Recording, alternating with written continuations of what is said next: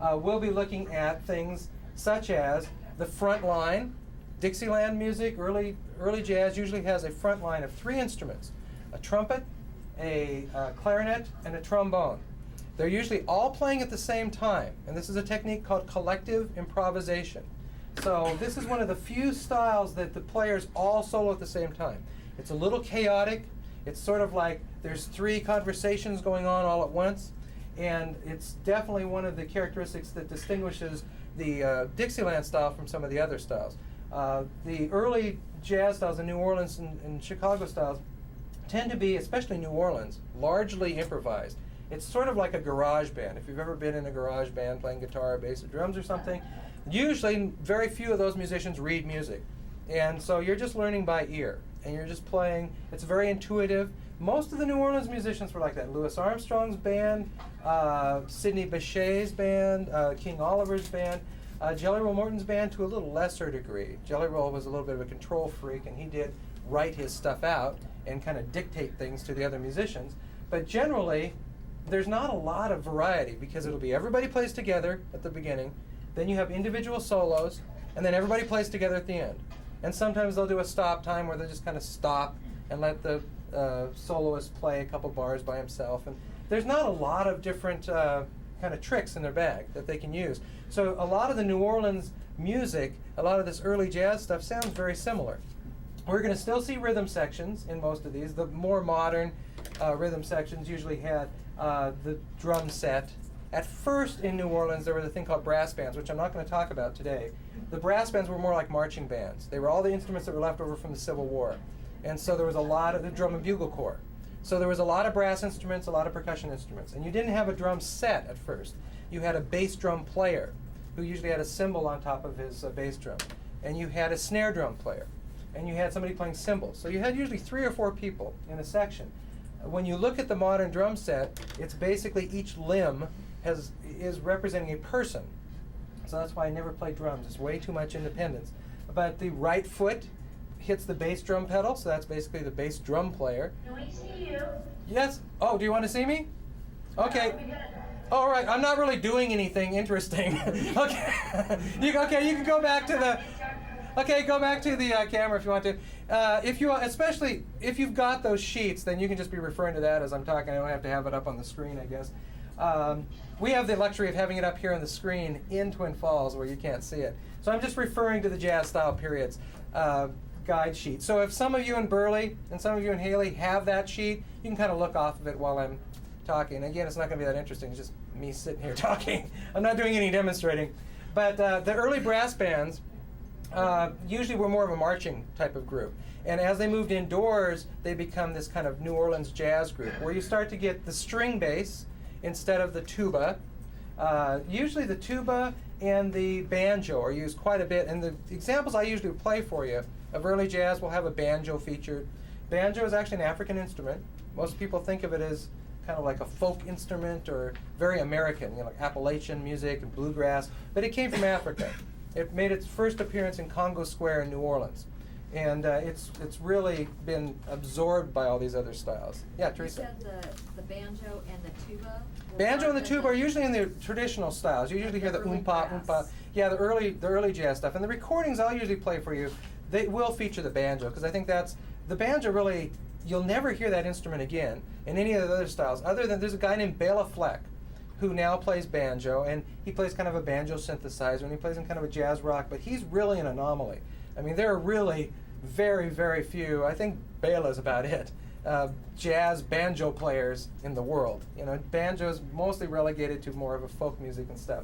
But this early style used it quite a bit. And the minstrel shows, which are kind of pre-vaudeville shows, they use banjos a lot. Stephen Foster songs, James Bland, all that type of stuff. So we're going to hear the banjo kind of pop up because it was pretty popular in the late 1800s, into the 1900s. It's almost completely disappears by the mid-1920s. It's gone. Yeah. Now that typically was a 4-string as opposed to a 5-string, which is commonly used for folk, right? Yeah, it would be the 4-string type. Yeah, it'd be the real basic variety one that they'd use. And usually if I pick an example for you for listening, I'm going to pick something out of the 1920s, which will sound old and scratchy, and you will hear banjo. Now, the example I'm going to play for you is a Louis Armstrong group from a little bit later. He formed a group in the late 40s called the All-Stars, and it has a modern rhythm section. So it's got a piano player, it's got an upright bass, not a tuba, and it's got a drum set instead of like, you know, a percussion section or something. But you will see the front line, Louis playing trumpet. You'll see a clarinet player, which is usually featured in the front line, and also a trombone. These are all on my YouTube site, which I'm hoping it will load a little faster than it has been doing before. Okay, that's a good sign. Again, my YouTube site's where all of the examples of things like I talk about in class you can find, so you don't have to buy, you know, a CD or anything like that. It's youtube.com/bjensenjazz. It's in your syllabus. I used it last week. I used it for some Diana Krall stuff. So, ooh, that's not good. So when you go to the site, let's go ahead and have the computer view now, Randall. We have this real weird pixelated thing happening here. There's one playlist that I've got for Music 108. These are all the videos. The very first one is the one I'm going to play for you right now. It's Louis Armstrong doing When the Saints Go Marching In, the kind of quintessential New Orleans tune. You're going to see a front line. They're all going to be playing together, so it's a little confusing. There's a little cacophonous with all this sound kind of coming at you. And they're going to play the melody several times. Jazz performance form is being used here. Then they're going to sing the tune. And one thing I'll point out to you as this is playing. Call and response. It's a real good example of call and response. So here's Louis Armstrong from about probably 56, 7. It's on a Timex Jazz show. So here he is. Whoops, I need some volume there, Randall. You want us to do the quiz on this? No. This is an example. Oh, okay. Now the quiz, I'm not going to tell you what it is. You got to guess what it is. So here's the front line. Trumpet, playing the melody. Clarinet, plays up high and kind of squeaky a little bit there. Trombone. These are the front line instruments, these three guys. Drum set, bass, piano off the camera.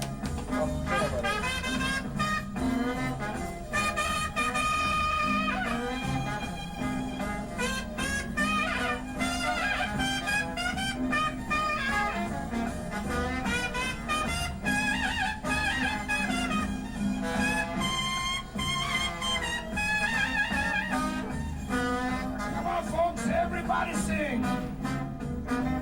Okay, now as he's singing, he's gone through the form. The form is actually 16 bars. If you count 1, 2, 3, 4, 2. I had you guys clapping last week, clapping 4-bar phrases. This tune is a short form. It's 1, 2, 3, 4, 2, 2, 3, 4. You get 16 of those. So they just keep going around and around on that tune. Now the trombone back here, I don't have that actually on your listening guide, but one of the techniques is called tailgating. The trombonist used to, he has a slide that moves. And there's also a spit valve at the very end there. So it gets a little annoying because they're emptying their spit valve all over, and so it's kind of disgusting. So when they would be on a wagon, or if they'd be in the back of a truck, they would tell them to hang that slide off of the tailgate. And so that technique of going bar up, a kind of circus technique, kind of vaudevillian technique, is known as tailgating. It can be overdone and be kind of corny sometimes. But this is Trommy Young, who was a very popular trombonist. And you'll hear him, I'll actually back it up. Right before Louis starts singing, he was doing some tailgating. So kind of watch the trombonist here. That bow. Come on, folks. Actually, a little further back, he was going bow up.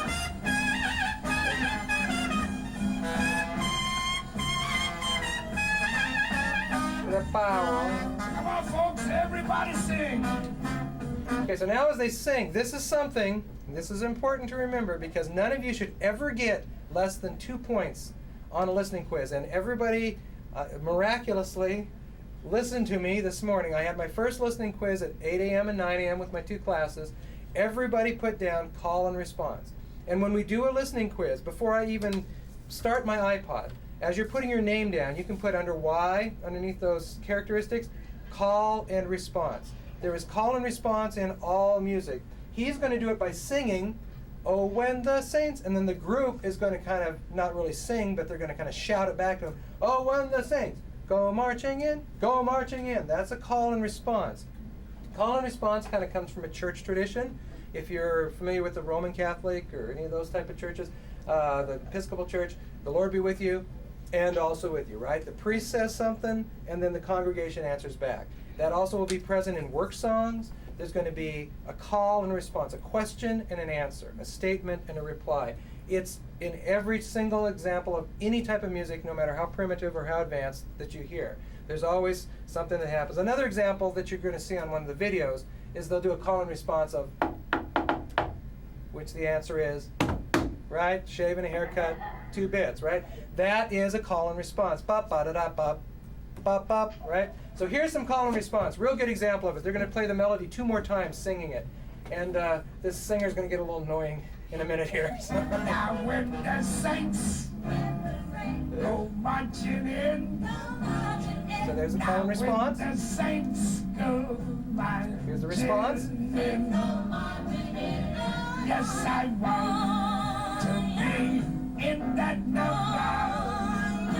Now when the saints go marching. So one more time, we'll do it again. Now when the saints marching in. Now she's starting to do kind of a scat singing thing. Marching in. Yes, I want to be in that number. Now when the saints. So now we're finally done with the melody. That's the theme, that's the head. So here's the solo section, the middle part. Clarinet gets the first solo.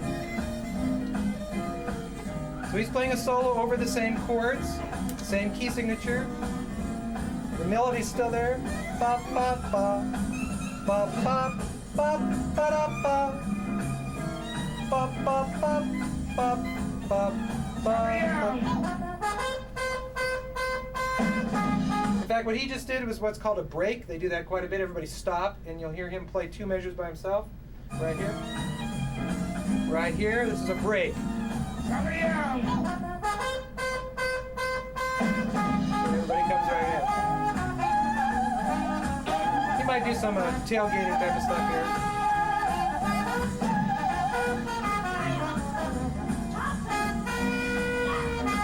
You kind of do without the vocalist in the first one.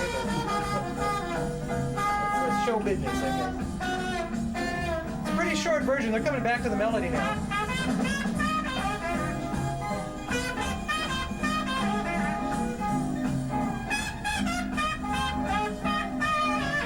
We got the front line going at it again. He's playing. Clarinet's playing back there.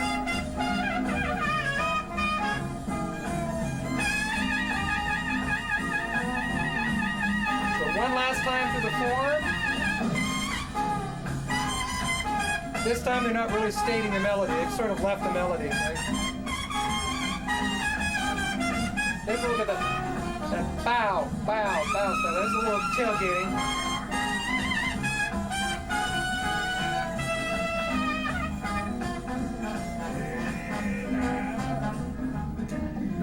And then he's on television, so he does the little, like, introducing everybody. We can go back to the classroom camera.